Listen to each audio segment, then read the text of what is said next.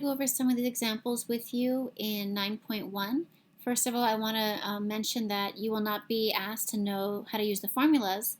I will just show you how to do it on the calculator, and that's all I'll expect you to be able to do as well. So let's try this example here.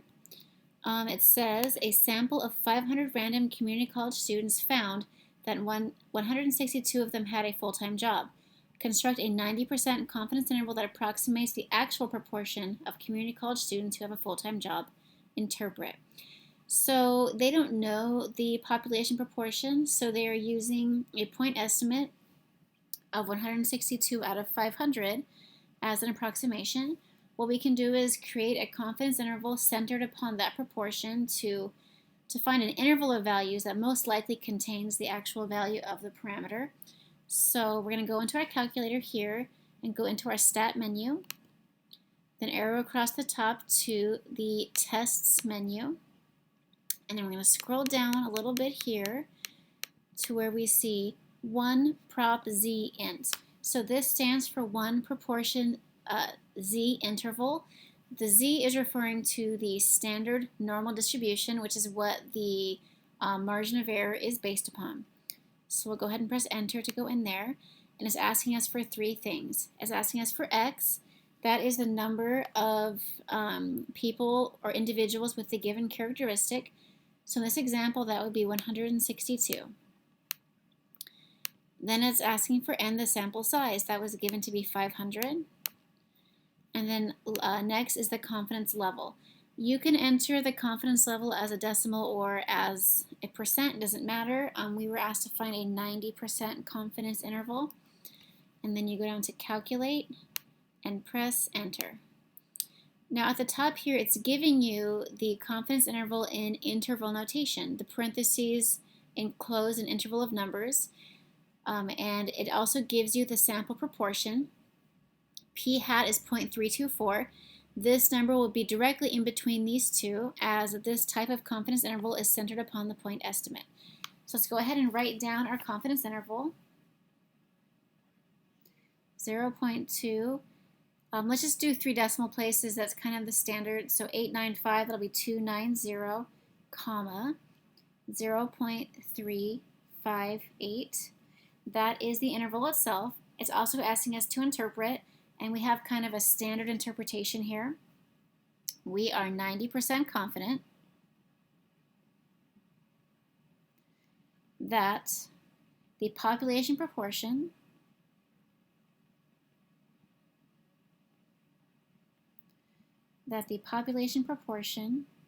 of community college students with a full-time job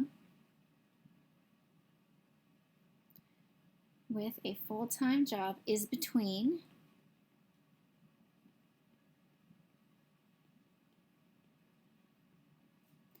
0.290 and 0.358. So here's the part in the sentence where you give the lower and upper bounds of your confidence interval.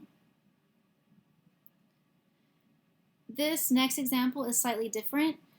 It's kind of giving us the interval. A Gallup poll of 547 adult Americans employed full or part-time, I should say, was asked. Oh, no, that makes sense. Asked. Okay.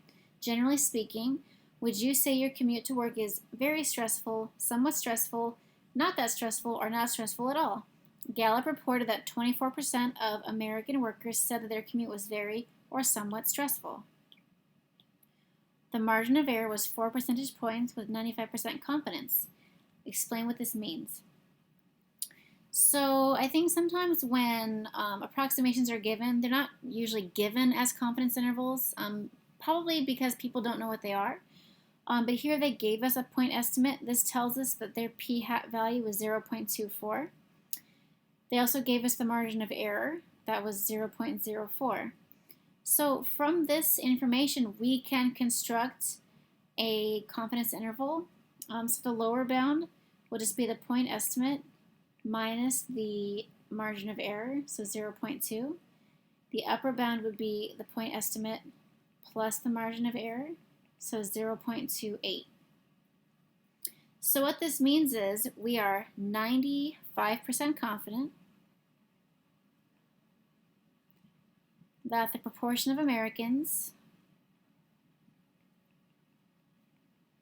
with a stressful commute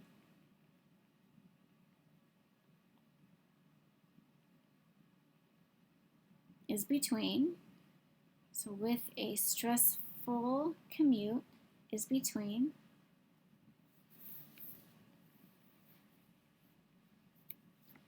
0.2 and 0.28.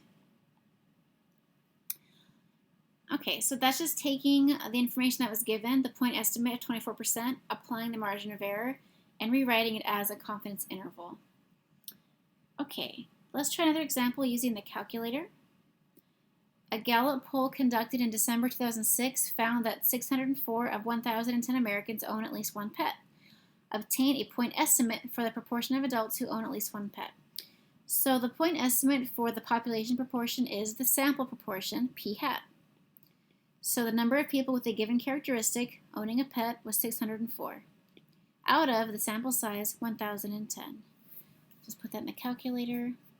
604 divided by 1,010. Okay, we'll just do 3 places, 0.598. Verify that the requirements for constructing a confidence interval for P are satisfied. So the requirements are basically what kind of entitle us to create a confidence interval. The first one is that n times p hat times 1 minus p hat is greater than or equal to 10.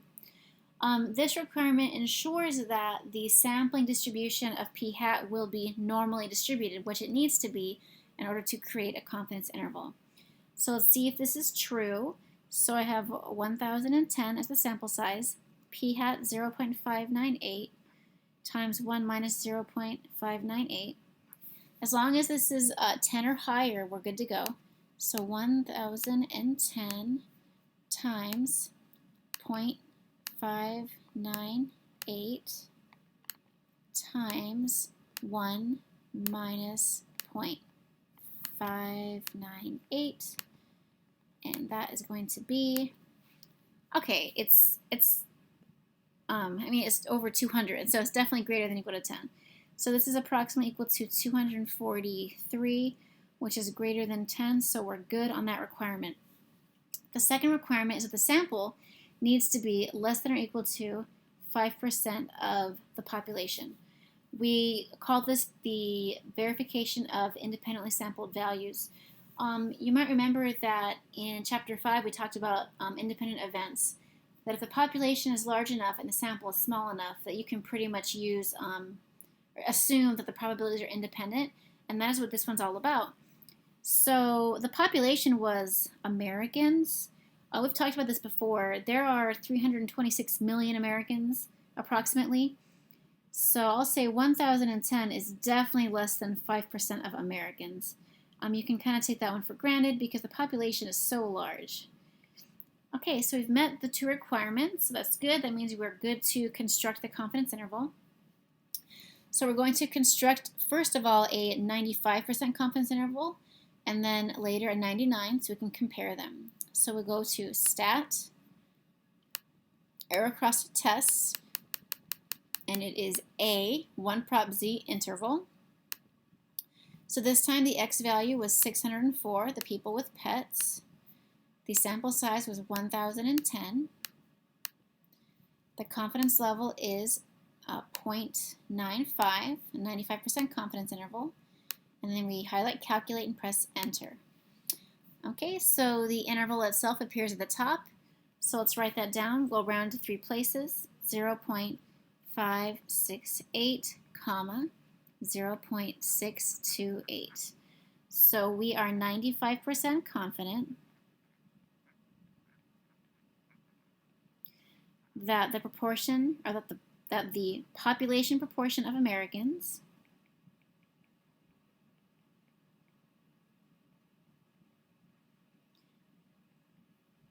with at least one pet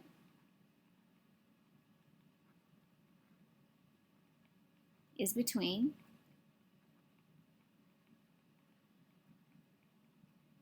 let me give the values, is between 0.568 and 0.628.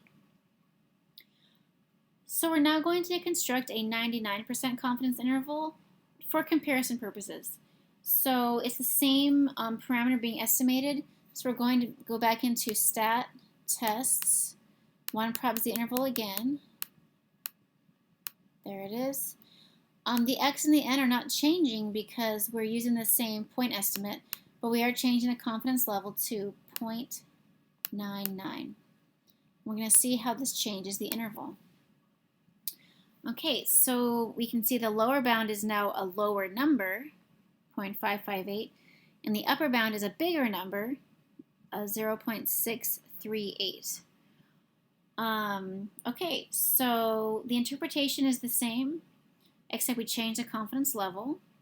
So let's just write this out. We are 99% confident that the population proportion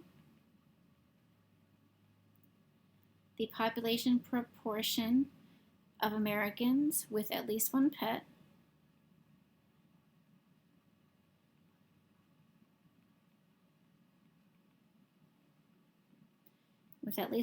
is between, and now these bounds have changed, is between 0.558 and 0.638.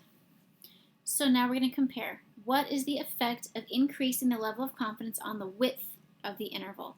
Does this make sense? Okay, so like I mentioned before, for this 95% confidence interval, comparing to the 99%, this one, the interval has actually gotten wider. If you subtract them, you'll see that the width is larger. The interval itself is larger. So let's make a note of that. It is wider for higher level of confidence.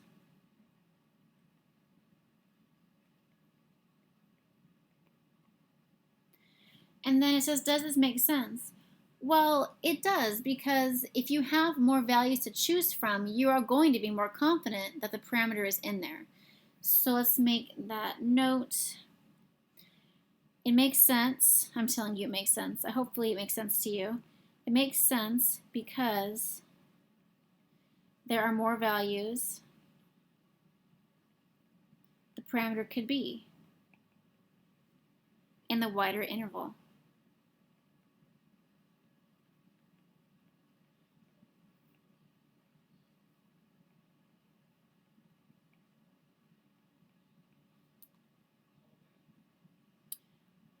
Okay, so the next portion of these notes is going to be, what if you have a desired margin of error that you want? Like, let's say you want to make sure your margin of error is only 3% or only 2%.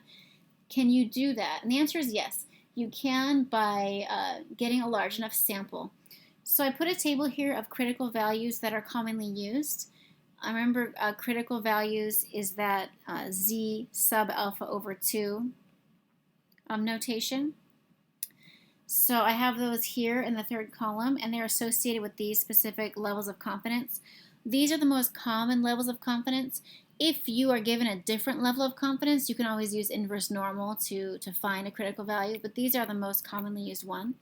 And the reason I put a table is because of these formulas here. So there are two formulas to find the sample size required for a specific margin of error. The first one uses a prior estimate of p. So you can see there's a p hat value in the formula. The second one you use if there is no prior estimate. So the formulas are slightly different, and it just depends on what you're being asked. So we'll use both of them in this next example. A school administrator is concerned about the amount of credit card debt that college students have. She wishes to conduct a poll to estimate the percentage of full-time college students who have credit card debt of $2,000 or more. What sample size should be obtained if she wishes the estimate to be within 2.5 percentage points with 90% confidence if? Before we read on, there's a couple of important pieces of information here. First of all, it has a confidence level. So for 90% confidence, the critical value we want to use is, go back up here, this one. it's z sub 0.05 and the critical value is 1.645. Let's make a note of that. By the way, I will give you those values on the test as well. Okay, so we need that critical value for the formula. Secondly, we were given the margin of error, 2.5%. I made a note here that your margin of error needs to be in decimal form when you use the formula. So 2.5% would be 0.025. Okay, so part A says a pilot study indicates that the percentage is 34%. So someone has given a previous estimate of 0.34. So we can use that to apply into the top formula. We have a prior estimate of 0.34. So let's go ahead and apply that into the formula. So n equals 0.34 times 1 minus 0.34 times the critical value 1.645 divided by the margin of error squared. So let's put that in the formula, in the calculator. 0.34 times 1 minus 0.34 times 1.645 divided by 0.025, close the parentheses, squared. Okay, so I have 971.5. Now this is a sample size. It can't be a decimal. It has to be a whole number. You round up to the nearest whole number no matter what. Even if this had been 0.0 something, you would still round up to 972. You always round up, because if you round down, you might not get that margin of error that you want. So you always round up. You disregard the normal rules of rounding and round up no matter what. Okay, part B, there's two of those for some reason. It should just be one part B. No prior estimates are used. Okay, here's where you use the second formula that you see right here. You still need the critical value and you still need the margin of error. What this 0.25 is you're doing worst case scenario. You're assuming that the proportion is 0.5. So 0.5 times 0.5 is 0.25. That's not important. Of course, I will supply these formulas, but that is why it's 0.25. Okay, so n equals 0.25 times 1.645 divided by 0.025 squared. So put in the calculator, 0.25 times 1.645 divided by 0.025, close the parentheses, squared. Okay, so it's 1082.41. Even though it's 0.4, I'm still going to round up because you always round up in these problems. So 1083. So notice that it's slightly higher. When you use the second formula, it's always going to be a higher number. It's kind of worst case scenario. And remember that the larger the sample, probably the more money it's costing to do the study. So these are really, I would say, minimum sample sizes required to get this desired margin of error.